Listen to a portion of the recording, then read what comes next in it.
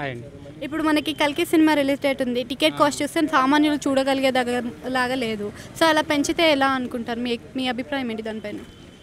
ఏంటంటే బడ్జెట్ ఎక్కువ ఉంది కాబట్టి వాళ్ళు కొంచెం పెంచారనుకోవటం అదొక ప్లస్ పాయింట్. లేదంటే సామాన్యులు చూడాలంటే కొంచెం మినిమంగా 250, 300 ఉంటే చాలా మంది చూడరు. 500, 600, 700 ఉంటే సామాన్య ప్రజలు చూడలేరు. ఇప్పుడు ఎంప్లాయీస్ ఏదన్నా ఎవరన్నా కూడా 200, 300 ఉంటే వెళ్తారు సాటర్డే సండే. 600, 700 అంటే వెళ్ళరు. 2-3 వీక్స్ ఆగితే తగ్గిపోద్ది, ఆ తర్వాత చూద్దాం అనుకుంటారు. దానివల్ల చాలా డిసడ్వాంటేజెస్ ఉన్నాయి కదా. అంటే మూవీలో అందరు మల్టీ స్టారర్స్ ఉన్నారు, పెద్ద మూవీ కాబట్టి అందుకని పెంచామని చెప్తున్నారు మూవీ టీమ్. మల్టీ స్టార్స్ ఉన్నా కానీ మనీ మ్యాటర్స్ కదా. అంటే వరల్డ్ వైడ్గా రిలీజ్ కాబోతుంది కదా, మరి వరల్డ్ వైడ్గా అందరికీ అర్థమవుతుందా ఈ స్టోరీ? మేబీ అర్థమవుతుందని వాళ్ళు ఆ విధంగానే ప్లాన్ చేశారు కదా, వరల్డ్ వైడ్గా వెహికల్ని తిప్పుతూ.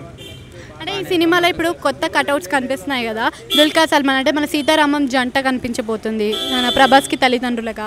అదేవిధంగా మనకి విజయ్ దేవరకొండ పోస్టర్ కూడా కనిపిస్తుంది. కుండా కూడా ఉన్నారు. సో ఏమనిపిస్తుంది, వాళ్ళ క్యారెక్టర్ ఎలా ఉండబోతుంది అనుకుంటున్నారు? ఏమో నేను కూడా ఆతృతగా ఎదురు చూస్తున్నా చూడడానికి.